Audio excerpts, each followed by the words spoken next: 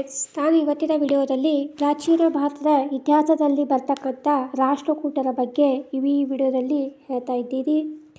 ಈ ವಿಡಿಯೋದಲ್ಲಿ ಬರ್ತಕ್ಕಂಥ ಪ್ರತಿಯೊಂದು ಪಾಯಿಂಟ್ಸ್ಗಳು ನಿಮ್ಮ TET ಆಗಿರಲಿ, GPSTR, HSTR ಹಾಗೆ SVFTಗಳಲ್ಲಿ ಬರ್ತಕ್ಕಂಥ ಪ್ರಶ್ನೆಗಳಾಗಿರುವುದರಿಂದ ನಾನು ಇವತ್ತಿನ ವಿಡಿಯೋದಲ್ಲಿ ರಾಷ್ಟ್ರಕೂಟರ ಬಗ್ಗೆ ಸ್ವಲ್ಪ ಮಾಹಿತಿಯನ್ನು ಹೇಳ್ತಾ ಇದ್ದೀನಿ. ಈ ವಿಡಿಯೋ ನಿಮಗೆ ಏನಾದರೂ ಇಷ್ಟ ಆದರೆ ಲೈಕ್ ಮಾಡಿ, ಶೇರ್ ಮಾಡಿ ಹಾಗೆ ಕಮೆಂಟನ್ನು ಮಾಡೋದು ಮರಿಬೇಡಿ. ನಮ್ಮ ಚಾನಲ್ಗೂ ಕೂಡ ಸಪೋರ್ಟ್ ಮಾಡಿ ಅಂತ ಕೇಳ್ತಾ ಈ ವಿಡಿಯೋನ ಮುಂದುವರಿಸೋಣ ಬನ್ನಿ. ರಾಷ್ಟ್ರಕೂಟರು ಸಾಮಾನ್ಯ ಶಕ 753ರಿಂದ 978ರವರೆಗೆ ಆಳ್ವಿಕೆಯನ್ನು ಮಾಡ್ತಾರೆ. ಇವರು ಮೊದಲ ಬದಾಮಿ ಚಾಲುಕ್ಯರ ಸಾಮಂತರಾಗಿರ್ತಾರೆ. ರಾಷ್ಟ್ರಕೂಟರು ಯಾರ ಸಾಮಂತರಾಗಿರ್ತಾರಪ್ಪ ಅಂತಂದ್ರೆ ಮೊದಲು ಬದಾಮಿ ಚಾಲುಕ್ಯರ ಸಾಮಂತರಾಗಿರ್ತಾರೆ. ರಾಷ್ಟ್ರಕೂಟ ಎಂಬ ಪದವು ಅಧಿಕಾರವನ್ನು ಸೂಚಿಸುತ್ತದೆ. ಏನನ್ನು ಸೂಚಿಸುತ್ತದೆ? ರಾಷ್ಟ್ರಕೂಟ ಎಂಬ ಪದವು ಅಧಿಕಾರವನ್ನು ಸೂಚಿಸುತ್ತದೆ. ರಾಷ್ಟ್ರ ಎಂದರೆ ದೇಶ ಮತ್ತು ಕೂಟ ಎಂದರೆ ಮುಖ್ಯಸ್ಥ ಎಂದರ್ಥವಾಗುತ್ತದೆ. ಹಾಗೆ ಶಿಲಾಶಾಸನಗಳಲ್ಲಿ ಇವರು ತಮ್ಮನ್ನ ಲಟ್ಟೂರು ಪುರವರಾಧೀಶರು ಎಂದು ಕರೆಸಿಕೊಂಡಿದ್ದರಿಂದ ಇವರು ಮಹಾರಾಷ್ಟ್ರದ ಲತ್ತೂರು ಅಥವಾ ಲಾತೂರು ಪ್ರದೇಶಕ್ಕೆ ಸೇರಿದವರೆಂದು ತಿಳಿದು ಬರುತ್ತದೆ. ಹಾಗೆ ರಾಜ್ಯ ಲಾಂಛನ ಯಾವುದಾಗಿರ್ತಪ್ಪ ಅಂತಂದ್ರೆ ಗರುಡ ಇವರ ರಾಜ್ಯದ ಲಾಂಛನವಾಗುತ್ತದೆ. ಹಾಗೆ ಗುಲ್ಬರ್ಗ ಜಿಲ್ಲೆಯ ಮಹಾನೇಕೇಟ ಅಥವಾ ಮಹಾಳಖೇಡ ಇವರ ರಾಜಧಾನಿಯಾಗಿರ್ತದೆ. ರಾಷ್ಟ್ರಕೂಟರ ರಾಜಧಾನಿ ಯಾವುದಾಗಿರ್ತೈತಪ್ಪ ಅಂತಂದ್ರೆ ಮಹಾನೇಕೇಟ ಅಥವಾ ಮಳಖೇಡ ಎಂದು ಇವರ ರಾಜಧಾನಿಯಾಗಿರುತ್ತದೆ. ನಾವು ಈಗ ಮೊದಲಿಗೆ ದತ್ತಿ ದುರ್ಗದ ಬಗ್ಗೆ ತಿಳಿದುಕೊಳ್ಳೋಣ. ದತ್ತಿ ದುರ್ಗನು ರಾಷ್ಟ್ರಕೂಟರ ಮೊದಲ ದೊರೆಯಾಗಿರ್ತಾನೆ. ಇವನು ಬಾದಾಮಿಯ ಚಾಲುಕ್ಯರನ್ನು ಸೋಲಿಸಿದನು. 1ನೇ ಕೃಷ್ಣನು ಇವನ ಉತ್ತರಾಧಿಕಾರಿಯಾದನು. ಇವನು ಚಾಲುಕ್ಯ ದೊರೆ ಕೀರ್ತಿವರ್ಮನನ್ನು ಸಂಪೂರ್ಣವಾಗಿ ಸೋಲಿಸಲ್ಪಡ್ತಾನೆ. ಈತನು ಎಲ್ಲೋರದಲ್ಲಿ ಏಕಶಿಲಾ ಕೈಲಾಸನಾಥ ದೇವಾಲಯವನ್ನು ಕಟ್ಟಿಸಿರ್ತಕ್ಕಂಥದ್ದು. ನೋಡಿಲೆ, ಎಲ್ಲೋರದಲ್ಲಿರ್ತಕ್ಕಂಥ ಏಕಶಿಲಾ ಕೈಲಾಸನಾಥ ದೇವಾಲಯವನ್ನು 1ನೇ ಕೃಷ್ಣನು ಕಟ್ಟಿಸ್ತಾನೆ. ನಂತರ ಅಧಿಕಾರಕ್ಕೆ ಬಂದ 2ನೇ ಗೋವಿಂದನು ದುರ್ಬಲನಾಗಿರುವುದರಿಂದ ಅವನನ್ನು ಪದಚ್ಯುತಗೊಳಿಸಿ ಧ್ರುವನು ಅಧಿಕಾರಕ್ಕೆ ಬರ್ತಾನೆ. ಧ್ರುವನ ಬಗ್ಗೆ ತಿಳಿತಾ ಹೋಗೋಣ. ಧ್ರುವನು ಸಾಮಾನ್ಯ ಶಕ 780ರಿಂದ 793ರವರೆಗೆ ಅಧಿಕಾರವನ್ನು ನಡೆಸ್ತಾನೆ. ರಾಷ್ಟ್ರಕೂಟರ ಆರಂಭಿಕ ದೊರೆಗಳಲ್ಲಿ ಧ್ರುವನು ಪ್ರಮುಖನಾಗಿರ್ತಕ್ಕಂಥವನು. ತನ್ನ ಪ್ರಭಾವವನ್ನು ಉತ್ತರ ಭಾರತದಲ್ಲಿ ಹರಡಿದ ಕೀರ್ತಿ ಈ ಧ್ರುವನಿಗೆ ಸಲ್ಲುತ್ತದೆ. ಇವನು ಅಧಿಕಾರಕ್ಕೆ ಬಂದಾಗ ಉತ್ತರ ಭಾರತದ ರಾಜಕೀಯವು ಅನಿರೀಕ್ಷತೆಯಿಂದ ಕೂಡಿತ್ತು. ಕನೌಜ ಸಿಂಹಾಸನದ ಮೇಲೆ ಪ್ರತಿಹಾರ ಮತ್ತು ಬಂಗಾಳದ ಅರಸರು ದೃಷ್ಟಿ ಬೀರಿತ್ತು. ಪ್ರತಿಹಾರರ ವತ್ಸರಾಜನು ಕನೌಜನ ಮೇಲೆ ದಾಳಿ ಮಾಡಿ ಇಂದ್ರಾಯುಧವನ್ನು ಸೋಲಿಸಿದನು. ಇದೇ ವೇಳೆಯಲ್ಲಿ ಬಂಗಾಳದ ಧರ್ಮಪಾಲನು ವತ್ಸರಾಜನ ಮೇಲೆ ದಂಡೆತ್ತಿ ಹೋದನಾದರೂ ಅವನನ್ನು ಗೆಲ್ಲಲಾಗಲಿಲ್ಲ. ಇಂಥ ಸಂದರ್ಭದಲ್ಲಿ ಧ್ರುವನು ತನ್ನ ಮಕ್ಕಳಾದ ಇಂದ್ರ ಮತ್ತು 3ನೇ ಗೋವಿಂದನೊಂದಿಗೆ ಉತ್ತರ ಭಾರತದ ಮೇಲೆ ದಂಡೆತ್ತಿ ಹೋಗ್ತಾನೆ. ಆಮೇಲೆ ವತ್ಸರಾಜ ಮತ್ತು ಧರ್ಮಪಾಲರನ್ನು ಸೋಲಿಸ್ತಾನೆ. ಇದರಿಂದಾಗಿ ಗಂಗಾ ಯಮುನಾ ನದಿಗಳ ಪ್ರದೇಶಗಳು ಧ್ರುವನ ನಿಯಂತ್ರಣಕ್ಕೆ ಬರ್ತಾವು. ಉತ್ತರ ಭಾರತದ ಮೇಲೆ ವಿಜಯದ ನಂತರ ಅವನು ವೆಂಗಿಯ ಮೇಲೆ ಕೂಡ ಸಹಿತ ದಾಳಿ ಮಾಡಿದನು. ಆದರೆ ವೆಂಗಿಯ ಅರಸ 4ನೇ ವಿಷ್ಣುವರ್ಧನನ್ನು ಯುದ್ಧ ಮಾಡಲು ಮುಂದಾಗದೆ ತನ್ನ ಮಗಳಾದ ಶೀಲ ಭಟ್ಟಾರಿಕೆಯನ್ನು ಧ್ರುವನಿಗೆ ಕೊಟ್ಟು ಮದುವೆಯನ್ನು ಮಾಡ್ತಾನೆ. ಹಾಗೆ ಧ್ರುವನು ಗಂಗರ ದೊರೆ 2ನೇ ಶಿವಮಾರನನ್ನು ಮುದುಗುಂದೂರಿನಲ್ಲಿ ಸೋಲಿಸ್ತಾನೆ ಮತ್ತು ಅವನನ್ನು ಬಂಧನದಲ್ಲಿ ಇಡ್ತಾನೆ. ಗಂಗವಾಡಿ ಪ್ರಾಂತ್ಯಕ್ಕೆ ತನ್ನ ಹಿರಿಯ ಮಗನಾದ ಕಂಬರಸನನ್ನು ಅಧಿಕಾರಕ್ಕಾಗಿ ನೇಮಕವನ್ನು ಮಾಡ್ತಾನೆ. ಕಂಚಿಯ ಪಲ್ಲವರ ದೊರೆ 2ನೇ ನಂದಿವರ್ಮನನ್ನು ಸೋಲಿಸಿ ಅವನಿಂದ ಸಾಕಷ್ಟು ಆನೆಗಳನ್ನು ಕಪ್ಪವಾಗಿ ಪಡೆದನು. ಧ್ರುವನಿಗೆ ಧಾರಾವಂಶ, ಶ್ರೀವಲ್ಲಭ, ನರೇಂದ್ರದೇವ ಮತ್ತು ಕಲಿವಲ್ಲಭ ಎಂದು ಬಿರುದುಗಳಿದ್ದವು. ನೋಡಿ ಫ್ರೆಂಡ್ಸ್, ಇಲ್ಲೇ ಧ್ರುವನಿಗೆ ಇರ್ತಕ್ಕಂಥ ಬಿರುದುಗಳ ಯಾವಪ್ಪ ಅಂತಂದ್ರೆ ಧಾರಾವಂಶ, ಶ್ರೀವಲ್ಲಭ, ನರೇಂದ್ರದೇವ ಮತ್ತು ಕಲಿವಲ್ಲಭ ಎಂಬ ಬಿರುದುಗಳು ಧ್ರುವನಿಗೆ ಇದ್ದು. ಈಗ ನೆಕ್ಸ್ಟ್ ಬರ್ತಕ್ಕಂಥವನು ಮೂರನೇ ಗೋವಿಂದನು. ಮೂರನೇ ಗೋವಿಂದ ಸಾಮಾನ್ಯ ಶಕ 793ರಿಂದ 814ರವರೆಗೆ ತನ್ನ ಅಧಿಕಾರವನ್ನು ನಡೆಸ್ತಾನೆ. ಧ್ರುವನ ನಂತರ ಅವನ ಮಗನಾದ ಮೂರನೇ ಗೋವಿಂದನು ಸಾಮಾನ್ಯ ಶಕ 793ರಲ್ಲಿ ಅಧಿಕಾರಕ್ಕೆ ಬಂದಂಥವನು. ಆದರೆ ಇವನ ಸಹೋದರ ಸ್ತಂಭನು ಇದನ್ನು ವಿರೋಧ ಮಾಡ್ತಾನೆ. ಗಂಗರು ಮತ್ತು ಪಲ್ಲವರು ಸ್ತಂಭನಿಗೆ ಸಹಾಯ ಮಾಡ್ತಾರೆ. ಇದರಿಂದ ಕೋಪಗೊಂಡ ಮೂರನೇ ಗೋವಿಂದನು ಸ್ತಂಭನನ್ನು ಸೋಲಿಸಿ ಸೆರೆಮನೆಯಲ್ಲಿಡ್ತಾನೆ. ಆದರೆ ಆನಂತರ ಅವನನ್ನು ಬಿಡುಗಡೆಗೊಳಿಸಿ ಪುನಃ ಗಂಗವಾಡಿಯ ಅಧಿಕಾರಿಯನ್ನಾಗಿ ನೇಮಕ ಮಾಡಲಾಗುತ್ತದೆ. ಸೆರೆಮನೆಯಲ್ಲಿದ್ದ ಗಂಗರ ದೊರೆ ಶಿವಮಾರನನ್ನು ಈ ಹಿಂದೆ ಬಿಡುಗಡೆಗೊಳಿಸಿದ್ದನು. ಆದರೆ ಅವನು ಸ್ತಂಭನಿಗೆ ಸಹಾಯ ಮಾಡುತ್ತಿದ್ದರಿಂದ ಪುನಃ ಅವನನ್ನು ಸೆರೆಮನೆಗೆ ಸೇರಿಸಬೇಕಾಯಿತು. ಮೂರನೇ ಗೋವಿಂದನ ಕಾಲದಲ್ಲಿಯೂ ಉತ್ತರ ಭಾರತದಲ್ಲಿ ರಾಜಕೀಯ ಆಂತರಿಕ ಸಂಘರ್ಷಗಳು ನಡೆದಿದ್ದವು. ಪ್ರತಿಹಾರ, ನಾಗಭಟ, ಬರಗಾಲದ ಧರ್ಮಪಾಲ ಮತ್ತು ಕನೌಜಿನ ಚಕ್ರಾಯುಧರು ತಮ್ಮ ಸಾರ್ವಭೌಮತ್ವವನ್ನು ವಿಸ್ತರಿಸುವ ಪ್ರಯತ್ನದಲ್ಲಿದ್ದರು. ಮೂರನೇ ಗೋವಿಂದನು ಸಾಮಾನ್ಯ ಶಕ 800ರಲ್ಲಿ ಉತ್ತರ ಭಾರತದ ಮೇಲೆ ದಂಡಯಾತ್ರೆಯನ್ನು ಕೈಗೊಳ್ತಾನೆ. ಇವನ ದಾಳಿಗೆ ಹೆದರಿದ ಎರಡನೇ ನಾಗಭಟನು ಯುದ್ಧ ಭೂಮಿಯಿಂದ ಓಡಿ ಹೋದನು. ಚಕ್ರಾಯುಧನು ಶರಣಾದನು. ಶರಣಾದ ನಂತರ ಧರ್ಮಪಾಲನು ಯುದ್ಧದಿಂದ ಹಿಂದಕ್ಕೆ ಸರಿದು ಕಪ್ಪ ಕಾಣಿಕೆಯನ್ನು ಸಲ್ಲಿಸಿದನು. ಮೂರನೇ ಗೋವಿಂದನ ಸೈನ್ಯವು ಹಿಮಾಲಯದವರೆಗೆ ಸಾಗಿತು. ಗಂಗರು ಸಾಮಾನ್ಯ ಶಕ 803ರಿಂದ 804ರಲ್ಲಿ ಪಾಂಡ್ಯರು ಮತ್ತು ಕೇರಳದ ಅರಸರನ್ನು ಒಗ್ಗೂಡಿಸಿಕೊಂಡು ರಾಷ್ಟ್ರಕೂಟರ ಮೇಲೆ ದಾಳಿಯನ್ನು ಮಾಡುತ್ತಾರೆ. ಹಾಗೆ ಮೂರನೇ ಗೋವಿಂದನು ಇವರನ್ನೆಲ್ಲ ಸೋಲಿಸಿ ಅವರ ರಾಜ್ಯ ಲಾಂಛನಗಳನ್ನು ಕಿತ್ತುಕೊಳ್ಳುತ್ತಾನೆ. ಮೂರನೇ ಗೋವಿಂದನು ಪಲ್ಲವರ ದೊರೆಯಾಗಿರ್ತಕ್ಕಂಥ ದಂತಿವರ್ಮನನ್ನು ಸೋಲಿಸಿ ಅವನಿಂದ ಕಪ್ಪ ಕಾಣಿಕೆಯನ್ನು ಸ್ವೀಕಾರ ಮಾಡಿಸಿಕೊಳ್ತಾನೆ. ಇದೇ ಸಮಯದಲ್ಲಿ ಸಿಂಹಳದ ಅರಸ ತನ್ನ ಪ್ರತಿಮೆಯನ್ನು ಗೋವಿಂದನಿಗೆ ಕಳುಹಿಸುವ ಮೂಲಕ ಶರಣಾಗತನಾಗ್ತಾನೆ. ಮೂರನೇ ಗೋವಿಂದನ ಕಾಲದಲ್ಲಿ ರಾಷ್ಟ್ರಕೂಟರ ಸಾಮ್ರಾಜ್ಯವು ಉತ್ತರದಲ್ಲಿ ಹಿಮಾಲಯದಿಂದ ದಕ್ಷಿಣದಲ್ಲಿ ಕನ್ಯಾಕುಮಾರಿಯವರೆಗೆ ಮತ್ತು ಪಶ್ಚಿಮದಲ್ಲಿ ಸೌರಾಷ್ಟ್ರದಿಂದ ಪೂರ್ವದಲ್ಲಿ ಬಂಗಾಳದವರೆಗೆ ತಮ್ಮ ರಾಜ್ಯವನ್ನು ವಿಸ್ತರಿಸಿಕೊಳ್ಳುತ್ತಾರೆ. ಒಟ್ಟಾರೆ ಇಡೀ ಭಾರತದ ರಾಷ್ಟ್ರಕೂಟರ ಪ್ರಭಾವಕ್ಕೆ ಒಳಗಾಗುತ್ತದೆ. ಇವನು ಜಗತ್ತುಂಗ, ಪ್ರಬೋತವರ್ಷ, ಶ್ರೀವಲ್ಲಭ ಮತ್ತು ತ್ರಿಭುವನದಳವ ಎಂಬ ಬಿರುದುಗಳನ್ನು ಹೊಂದಿರತಕ್ಕಂಥವನು. ಹಾಗೆ ಮುಂದೆ ಬರ್ತಕ್ಕಂಥವನು 1ನೇ ಅಮೋಘವರ್ಷ ಅಂತಂದು ಬರ್ತಾನೆ. ಇವನು ಸಾಮಾನ್ಯ ಶಕ 814ರಿಂದ 878ರವರೆಗೆ ತನ್ನ ಆಳ್ವಿಕೆಯನ್ನು ನಡೆಸ್ತಾನೆ. ಮೂರನೇ ಗೋವಿಂದನ ಮಗನಾಗಿರ್ತಕ್ಕಂಥ ಅಮೋಘವರ್ಷನು ಸಾಮಾನ್ಯ ಶಕ 814ರಲ್ಲಿ ಅಧಿಕಾರಕ್ಕೆ ಬಂದನು. ಇವನಿಗೆ ಶರ್ವ ಎಂಬ ಇನ್ನೊಂದು ಹೆಸರಿತ್ತು. ಇವನು ಅಧಿಕಾರವನ್ನು ವಹಿಸಿಕೊಂಡಾಗ ಅಪ್ರಾಪ್ತನಾಗಿದ್ದನು. ಆದ್ದರಿಂದ ಕೆಲವು ವರ್ಷಗಳ ಅಂದರೆ 814ರಿಂದ 821ರವರೆಗೆ ಇವನ ಅಮೋಘವರ್ಷನು ಅಪ್ರಾಪ್ತನಾಗಿರ್ತಕ್ಕಂಥವನಾಗಿರ್ತಾನೆ. ಆದ ಕಾರಣ ಅವನ ಚಿಕ್ಕಪ್ಪನಾದ ಕರ್ಕನು ಆಡಳಿತವನ್ನು ನಿರ್ವಹಿಸ್ತಿರ್ತಾನೆ.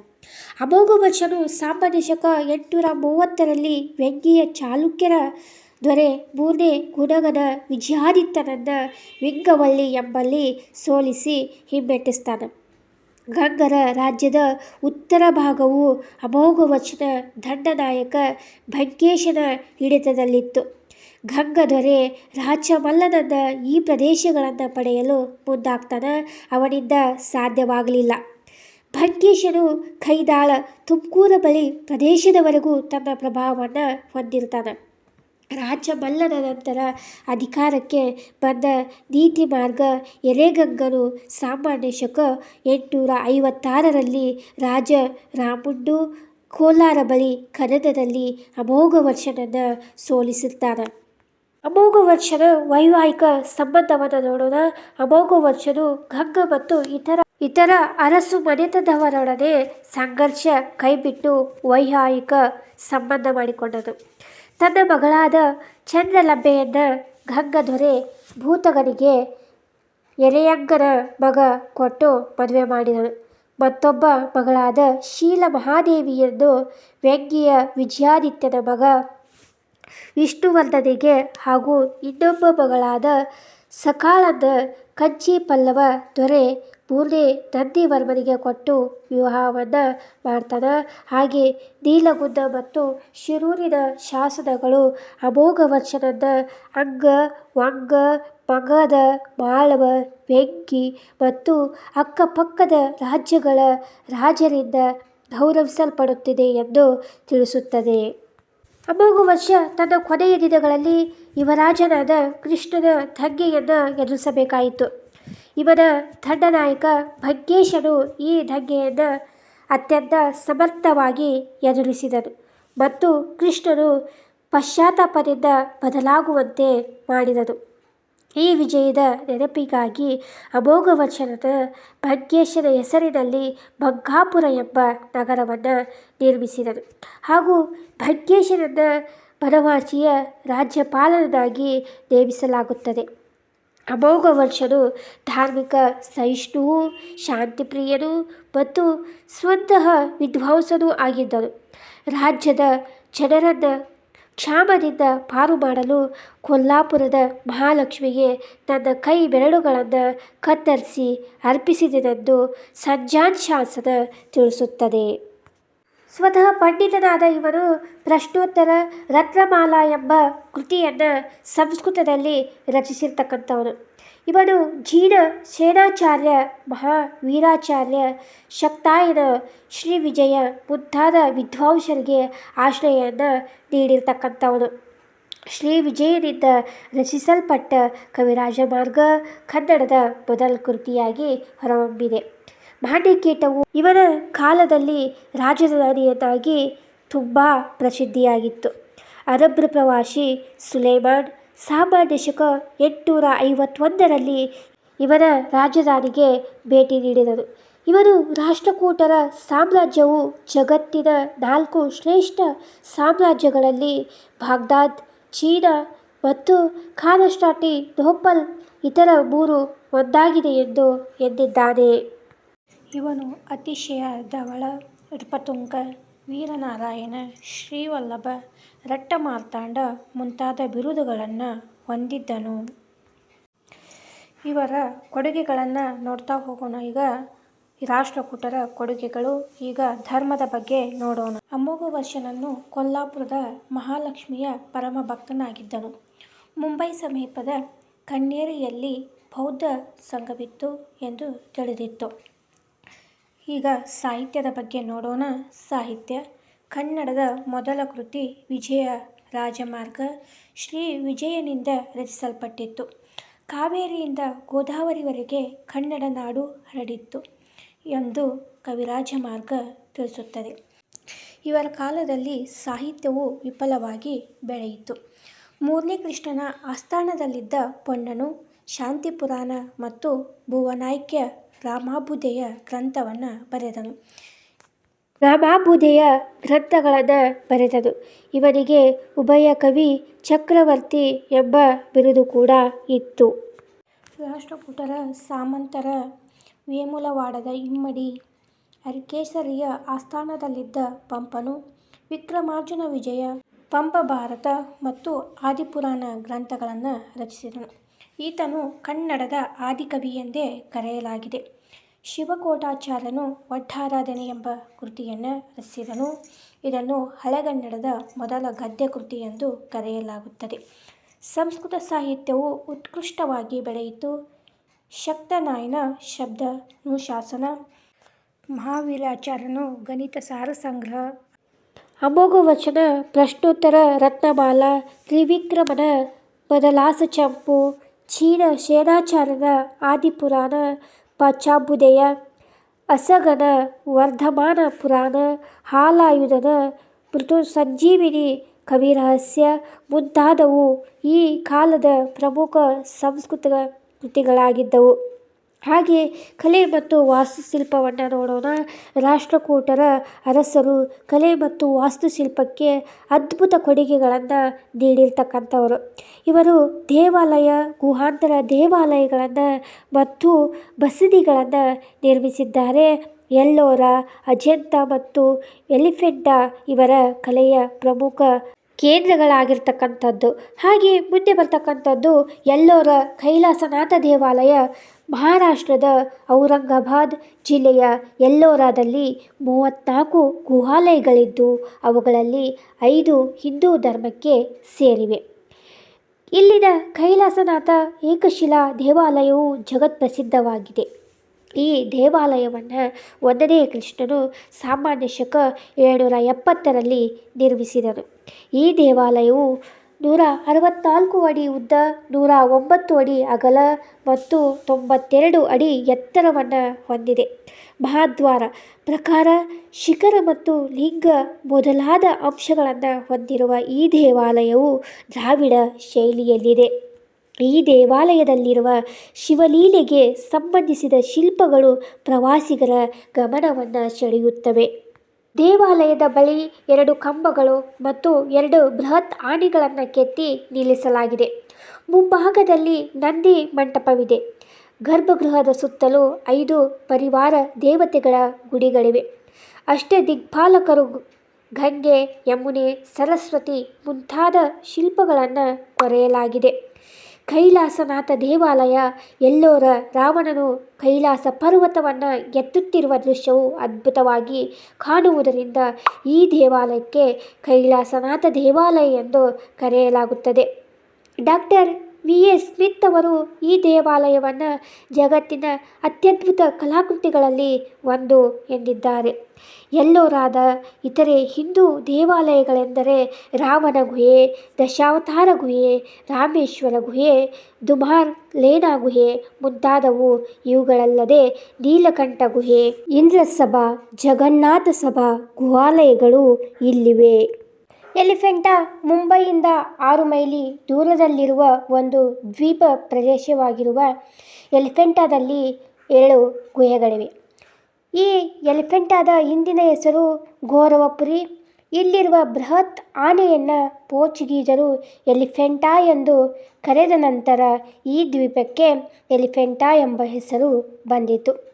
ಇಲ್ಲಿರುವ ಗುಹೆಗಳ ಮಧ್ಯದಲ್ಲಿರುವ ಗುಹೆಯಲ್ಲಿನ ತ್ರಿಮೂರ್ತಿ ವಿಗ್ರಹ ದೇವರ 3 ಅವತಾರಗಳಿವೆ. ಅವು ಯಾವಪ್ಪ ಅಂತಂದ್ರೆ ಸೃಷ್ಟಿ, ಸ್ಥಿತಿ, ಲಯ ಸಂಬಂಧಿಸಿದ್ದಾಗಿವೆ. 18 ಅಡಿ ಎತ್ತರವಿರುವ ಈ ಮೂರ್ತಿಯನ್ನು 2 ಅರ್ಧಕಂಬಗಳ ನಡುವೆ ಕೊರೆಯಲಾಗಿದೆ. ದ್ವಾರಪಾಲಕ, ಅರ್ಧನಾರೀಶ್ವರ, ಶಿವಪಾರ್ವತಿ ಮುಂತಾದ ಉಬ್ಬು ಶಿಲ್ಪಗಳು ಸುಂದರವಾಗಿ ಕೆತ್ತಲ್ಪಟ್ಟಿವೆ. ಇವರು ಚಿತ್ರಕಲೆಗೂ ಪ್ರೋತ್ಸಾಹ ನೀಡಿದ್ದರೆಂಬುದಕ್ಕೆ ಎಲ್ಲೋರಾದ ಗುಹಾಂತರ ದೇವಾಲಯದಲ್ಲಿರುವ ಚಿತ್ರಕಲೆಗಳೇ ಸಾಕ್ಷಿಯಾಗಿವೆ. ಹಾಗೆ ತ್ರಿಮೂರ್ತಿ ಶಿಲ್ಪ ಎಲಿಫೆಂಟಾ ರಾಷ್ಟ್ರಕೂಟರ ಕಾಲದ ಇತರ ಕೆಲವು ಪ್ರಮುಖ ದೇವಾಲಯಗಳೆಂದರೆ ಸವಡಿ ಬ್ರಹ್ಮದೇವ ಮತ್ತು ನಾರಾಯಣ ದೇವಾಲಯ, ರೋಣದಲ್ಲಿರ್ತಕ್ಕಂಥ ಸೋಮೇಶ್ವರ ದೇವಾಲಯ, ಕುಕ್ಕನೂರು ನವಲಿಂಗೇಶ್ವರ ದೇವಾಲಯ, ಮಾನ್ಯಖೇಟ ಶಿವ ವಿಷ್ಣು ಜೈನ ಮಂದಿರಗಳು, ಸನ್ನತಿಯಲ್ಲಿರ್ತಕ್ಕಂಥ ಚಂದ್ರಲಾಂಬಾದೇವಿಯ ಮತ್ತು ಸ್ವಂಡೂರು ಕುಮಾರ ಸ್ವಾಮಿ ದೇವಾಲಯಗಳು ರಾಷ್ಟ್ರಕೂಟರಲ್ಲಿ ಕಂಡುಬರ್ತಕ್ಕಂಥ ಪ್ರಮುಖ ದೇವಾಲಯಗಳಾಗಿವೆ. ಹಾಗೆ ನಾನು ಇಲ್ಲಿಯವರೆಗೆ ರಾಷ್ಟ್ರಕೂಟರ ಬಗ್ಗೆ ಇರ್ತಕ್ಕಂಥ ಪ್ರಮುಖ ಅಂಶಗಳನ್ನು ಈ ವಿಡಿಯೋ ಮುಖಾಂತರ ಹೇಳಿದೆ. ರಾಷ್ಟ್ರಕೂಟದಲ್ಲಿ ಬರ್ತಕ್ಕಂಥ ಪ್ರಮುಖ ರಾಜ ಅರಸರುಗಳ ಬಗ್ಗೆ ಹಾಗೂ ಅವರು ಚಿತ್ರಕಲೆಗೆ ನೀಡಿರ್ತಕ್ಕಂಥ ಕೊಡುಗೆಗಳು, ಧರ್ಮ, ಸಾಹಿತ್ಯ ಪ್ರತಿಯೊಂದು ನನಗೆ ತಿಳಿದ ಹಾಗೆ ನಾನು ವಿವರಣೆಯನ್ನು ಕೊಟ್ಟಿದ್ದೇನೆ. ಈ ವಿಡಿಯೋದಲ್ಲಿ ಬರ್ತಕ್ಕಂಥ ಪ್ರತಿಯೊಂದು ಅಂಶವು ನಿಮ್ಮ TET, GPSTR, HSTR ಹಾಗೆ SD, FDಗಳಲ್ಲಿ ಬರ್ತಕ್ಕಂಥ ಅಂಶಗಳಾಗಿರುವುದರಿಂದ ನಾನು ಇಲ್ಲಿಯವರೆಗೂ ಸ್ವವಿವರವಾಗಿ ಹೇಳಿದೆ. ಈ ವಿಡಿಯೋ ನಿಮಗೇನಾದರೂ ಇಷ್ಟ ಆದರೆ ಲೈಕ್ ಮಾಡಿ, ಶೇರ್ ಮಾಡಿ, ಕಮೆಂಟ್ ಮಾಡಿ, ಹಾಗೆ ಸಬ್ಸ್ಕ್ರೈಬ್ ಮಾಡ್ಕೊಳ್ಳೋದನ್ನು ಮರಿಬೇಡಿ. ನಮ್ಮ ಚಾನಲ್ಗೂ ಕೂಡ ಸಪೋರ್ಟ್ ಮಾಡಿ ಅಂತ ಕೇಳ್ತಾ ನಾನು ಈ ವಿಡಿಯೋವನ್ನು ಮುಗಿಸುತ್ತೇನೆ. ಮುಂದಿನ ವಿಡಿಯೋದೊಂದಿಗೆ ಸಿಗೋಣ. ಧನ್ಯವಾದಗಳು.